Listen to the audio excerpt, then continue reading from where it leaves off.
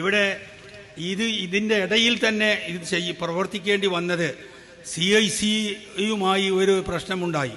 അതൊന്നും ഞാൻ ഇവിടെ വിവരിക്കുന്നില്ല. ആ പ്രശ്നം വന്നപ്പോൾ അത് നമുക്ക് അനുകരിക്കാൻ പറ്റാത്ത ചില സ്വഭാവങ്ങൾ അവിടെ കണ്ടപ്പോൾ അതിനെ സമസ്ത അതുമായി യാതൊരു ബന്ധവുമില്ല എന്ന് തീരുമാനിക്കുകയും പിന്നെ പല ഐക്യ ശ്രമങ്ങളും നടത്തി. പക്ഷേ അതിലെല്ലാം പരാജയപ്പെട്ടു.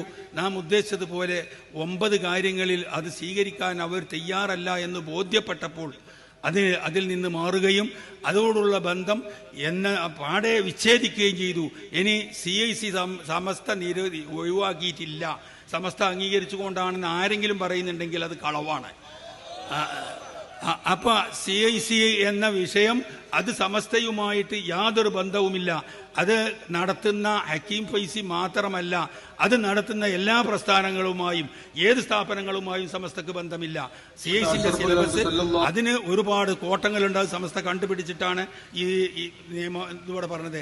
2-3 മുശാവറ മുമ്പ് ഇത് വീണ്ടും ആവർത്തിച്ചു, ഇനി CIC-യുമായി ബന്ധമില്ല എന്ന്. എന്നിട്ട് അവിടെ ഓരോരുത്തർ അവിടെയും ഇവിടെയും നിന്ന് പ്രസംഗിക്കുകയാണ്. അങ്ങനെ സമസ്ത പറഞ്ഞിട്ടില്ല. ഹക്കീം ഫൈസിനോട് ബന്ധമില്ല എന്നേ പറഞ്ഞിട്ടുള്ളൂ, മറ്റത് ബന്ധമില്ല എന്നേ പറഞ്ഞിട്ടുള്ളൂ. അങ്ങനെയല്ല, ആ പ്രസ്ഥാനവുമായി ഇനി സമസ്തയ്ക്ക് യാതൊരു ബന്ധവുമില്ല. ഇതാണ് അതിൻ്റെ വസ്തുത. അപ്പം അതുകൊണ്ട് സുന്നത്ത് ജമാഅത്തിൽ അടിയുറച്ച് അതിൻ്റെ കോട്ടങ്ങളൊന്നും ഇവിടെ പറയാൻ നേരല്ല, അതിന് മറ്റവസരം നമുക്ക് ഉപയോഗപ്പെടുത്താം. അപ്പോൾ ഈ സുന്നത്ത് ജമാഅത്തിൽ അടിയുറച്ച് വിശ്വാസം സംരക്ഷിക്കാൻ വേണ്ടിയാണ് നാം ഇത്രയും അധികം പാടുപെട്ടത് എന്ന് നാം മനസ്സിലാക്കണം.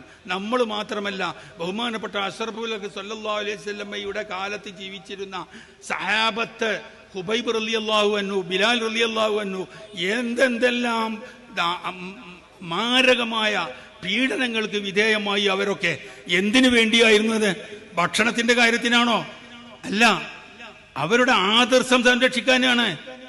ആദർശ സംരക്ഷണം ഇല്ലെങ്കിൽ പിന്നെ എന്തിനാണ് അവൻ ജീവിക്കുന്നത്?